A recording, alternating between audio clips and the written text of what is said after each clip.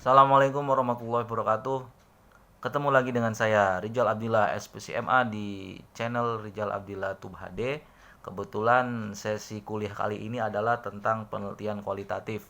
Bertemu lagi dengan penelitian kualitatif dan bahasan yang akan kita kaji adalah teknik analisis data kualitatif. Nah, kalian mungkin bagi yang masih asing dengan teknik analisis data kualitatif bisa menyimak channel saya ya. Ya, banyak ya teknik analisis data dalam penelitian kualitatif. Ada teknik analisis Miles and Haberman atau teknik interaktif, kemudian ada model Bogdan and Bicklin, kemudian ada teknik grounded theory ya, kemudian ada lagi analisis isi, ada banyak banget. Nah, kebetulan yang akan saya jelaskan di sini adalah tentang teknik analisis data model Miles and Haberman atau disebut juga sebagai teknik interaktif. Nah, sebelum kalian menyimak channel saya, jangan lupa untuk selalu klik tombol like and subscribe di bawah ini ya. Oke, Miles and Haberman atau biasa juga disebut dengan teknik interaktif. Nah, pertama kali memang digagas oleh Miles and Haberman pada tahun 1984. Nah, analisis data ini mempunyai tiga komponen. Yang pertama adalah reduksi data ya. Reduksi data. Yang kedua adalah sajian data atau display data. Dan yang ketiga adalah verifikasi atau penarikan kesimpulan ya. Kalian bisa menyimak bagan di PowerPoint ini ya. Nah, menurut Miles and Haberman 1984, jadi ketiga komponen utama tadi, reduksi data, sajian data atau display data dan verifikasi itu harus ada dalam analisis data kualitatif ya. Sebab hubungan dan keterkaitan antara ketiga komponen tersebut harus terus-menerus dikomparasikan, dibandingkan di antara ketiganya. Tujuannya untuk apa ya? Untuk menentukan arahan isi simpulan sebagai hasil akhir dari penelitian. Nah, ini. Nah, yang pertama ya, reduksi data.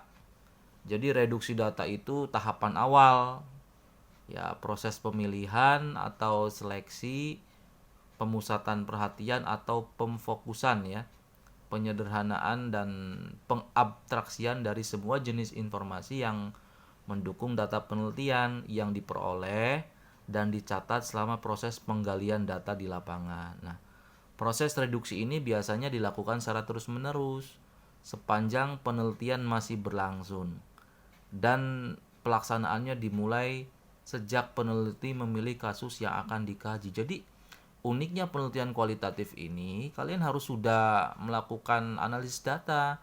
Jadi, jangan menunggu sampai selesai, wawancara selesai, observasi selesai, dokumen-dokumen ini sudah terkumpul semua baru analisis data. Itu salah.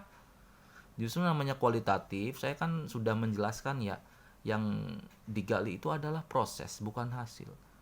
Bahkan di awal-awal penelitian kita sudah bisa menggali data. Lah kok bisa? Sambil kita menulis narasi ya, sambil kita mengobservasi dan mewawancara, setelah selesai kita langsung bisa menganalisis data. Misalnya hasil wawancara yang pertama dengan subjek ya, dengan subjek yang pertama. Itu langsung bisa kita analisis. Karena proses kualitatif ini sangat lama kan. Sehingga harus dicicil itu. Ya, terlepas nanti setelah analisis data ternyata ada data tambahan lagi, ya itulah kualitatif.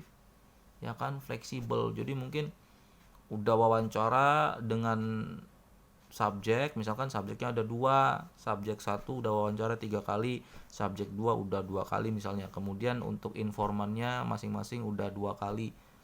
Nah, itu bisa jadi nanti wawancara lagi nanti setelah proses validitas dan reliabilitas melalui triangulasi ya. Nah, itu jadi harus dimulai sejak peneliti memilih kasus yang akan dikaji, memilih fenomena yang akan digali, itu ya. Nah, ini komponennya seperti ini.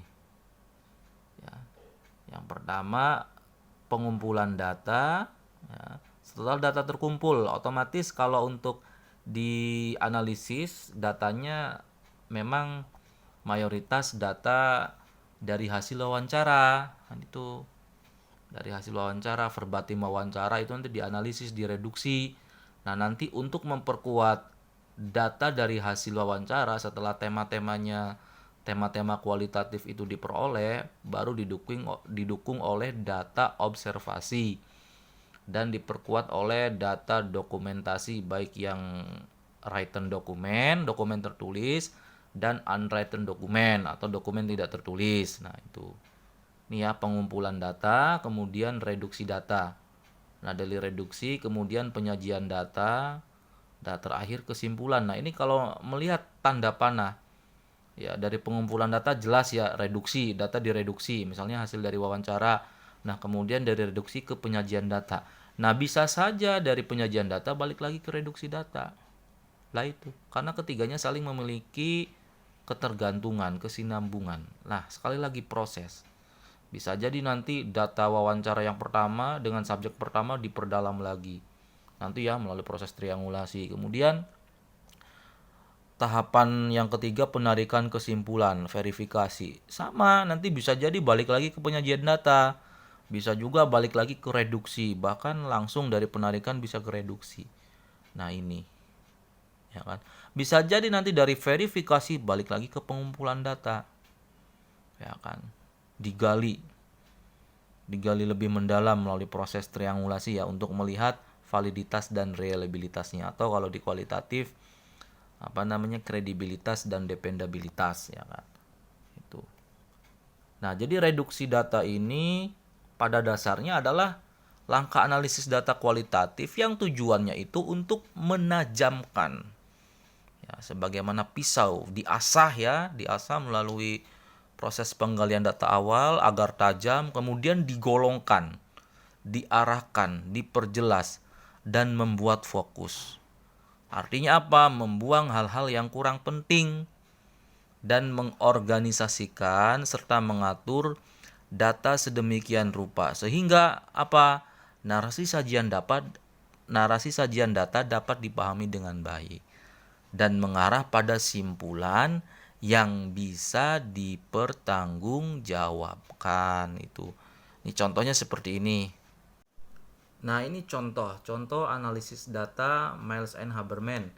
Proses yang pertama reduksi data ya. Ini contoh penelitian saya dengan Pak Mik dan Pak Erik ya, tentang kesenian wayang ajen Bekasi. Ini wawancara dengan subjek yang pertama. Jadi saya membuat kodenya, nanti ada penjelasan sendiri ya. Ada penjelasan tersendiri. Saya membuat kodenya WG1 inisial ya. WG1 berarti WG1, WG itu inisial namanya, 1 subjek 1, ketiga berarti wawancara yang ketiga. Nah, ini misalnya gini, proses reduksi data. Nah, ini saya membuatnya melalui Word, lewat Excel juga bisa ya, sama-sama mudah sih ya. Nah, yang pertama reduksi data. Nah, ini ya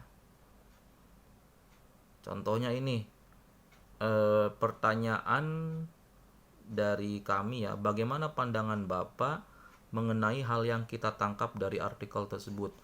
Ya, artikel yang ini ya, yang isinya tentang wayang ajen dari Prof Arthur, tulisannya Prof Arthur. Nah, ini bagaimana pandangan Bapak mengenai hal yang kita tangkap dari artikel tersebut. Kemudian WG1 menjawab, saya mengapresiasi atas artikel yang dibuat oleh Prof Arthur Nalan ya, tentang wayang ajen. Alhamdulillah wayang ajen memang mendapatkan beragam apresiasi.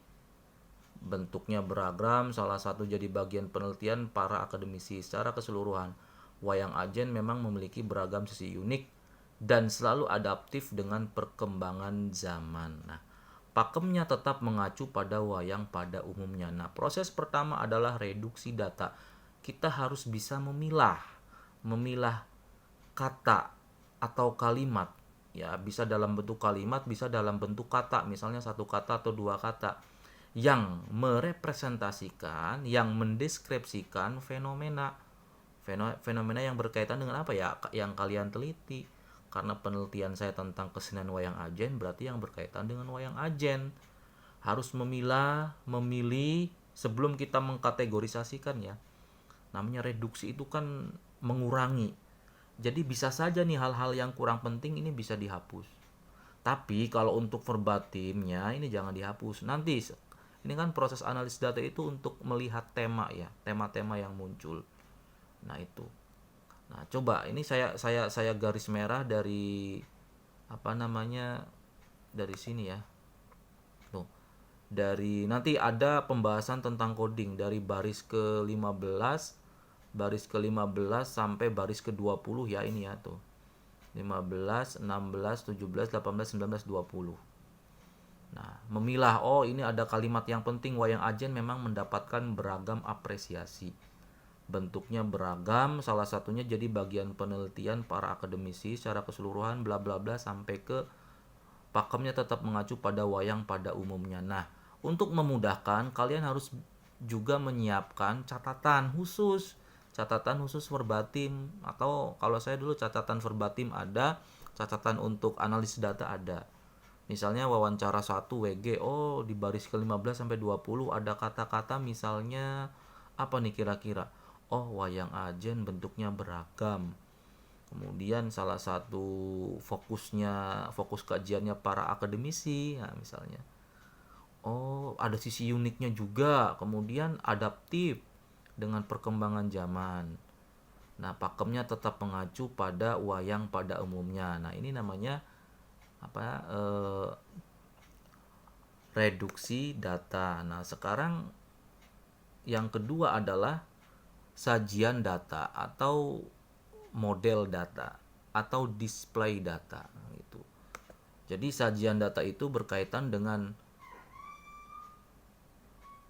apa, setelah proses reduksi data ya. Jadi penyusunannya sistematik ya. Nah, sesuai dengan tema-tema inti agar apa namanya lebih mudah dipahami interaksi antar bagiannya dalam konteks yang utuh, bukan terlepas antara satu dengan yang lainnya. Jadi tujuan sajian data, model data atau display data ini untuk menjawab permasalahan penelitian melalui proses analisis data, sehingga sajian data itu perlu dikemas dalam bentuk yang sistematik agar dapat membantu peneliti dalam melakukan proses analisis data. Nah, itu. Jadi sajian data atau model data atau display data ini adalah berbagai informasi, sekumpulan informasi yang memberi kemungkinan kepada peneliti untuk menarik kesimpulan dan pengambilan tindakan. Biasanya rakitan organisasi informasi dalam bentuk deskripsi dan narasi yang lengkap, yang disusun berdasarkan pokok-pokok temuan yang terdapat dalam reduksi data dan disajikan menggunakan bahasa peneliti yang logis, yang sistematis sehingga mudah dipahami. Jadi lebih tepatnya setelah proses reduksi data ya. Ini kan tadi reduksi data kan langkah pertama nih. Apa namanya? Pemilihan, penyeleksian, pemfokusan, penyederhanaan tadi ya. Udah saya kasih step-stepnya. Kalau bisa sih di ini apa namanya, di bawa buku catatan, yaitu catatan khusus. Oh, tadi temuannya kalimatnya ini yang mendeskripsikan fenomena. Oh, kata-katanya yang mendeskripsikan fenomena. Nah, itu. Biar apa? Biar fokus, baru sajian data. Ya, jadi peneliti sudah bisa apa namanya milah-milah dengan bahasa yang logis, sistematis dan mudah dipahami. Itu ya. Kita balik lagi ke apa namanya, ke contoh ini ya, contoh verbatim wawancara.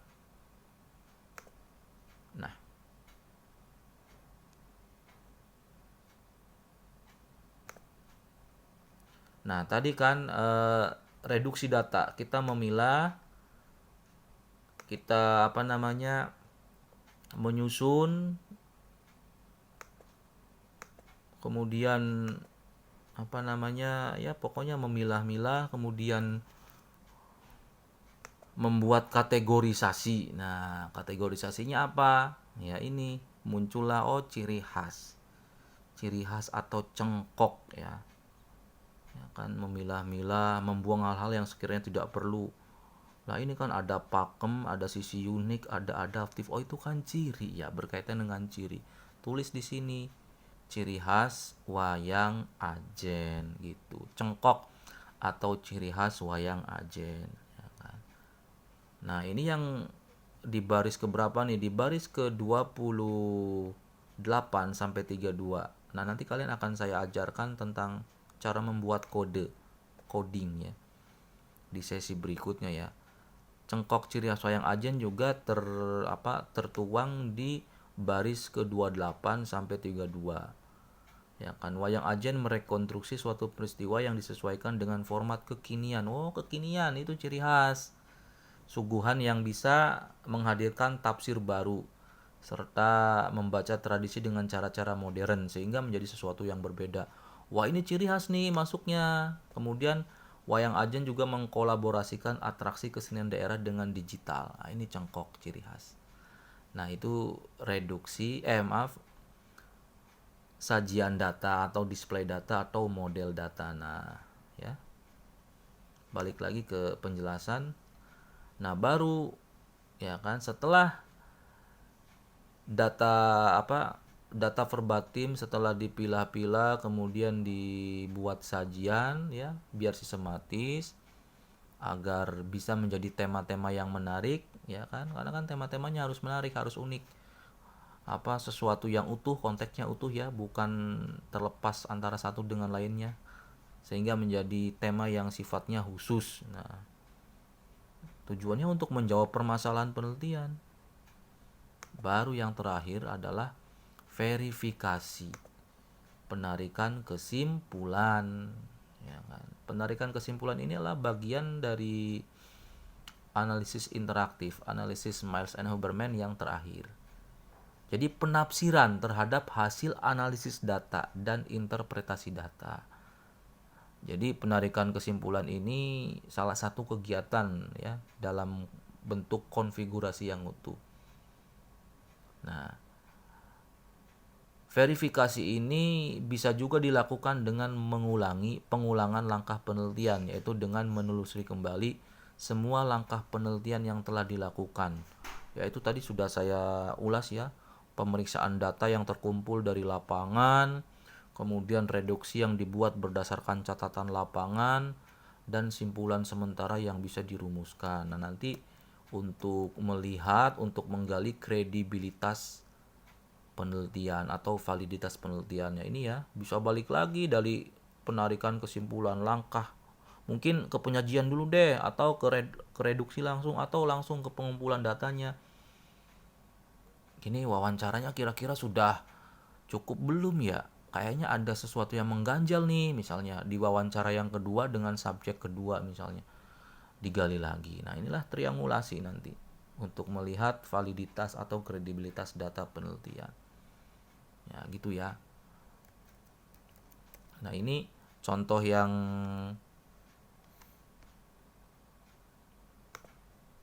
terakhir ya, verifikasi. Tadi kan ada sekian banyak tema yang sudah direduksi dan disajikan di display tentang apa ciri khas wayang atau cengkok khas wayang. Nah, ini kan ada berapa nih? Ada 2 ya, 1, 2. Yang pertama baris ke-15 ke 20, yang kedua baris ke 28 sampai 32. Nah, kira-kira ada lagi nggak ya? Nah, ini ada lagi baris ke 66 sampai 68. Nah, oh, ada lagi baris ke 126 sampai 128. Udah berapa tuh?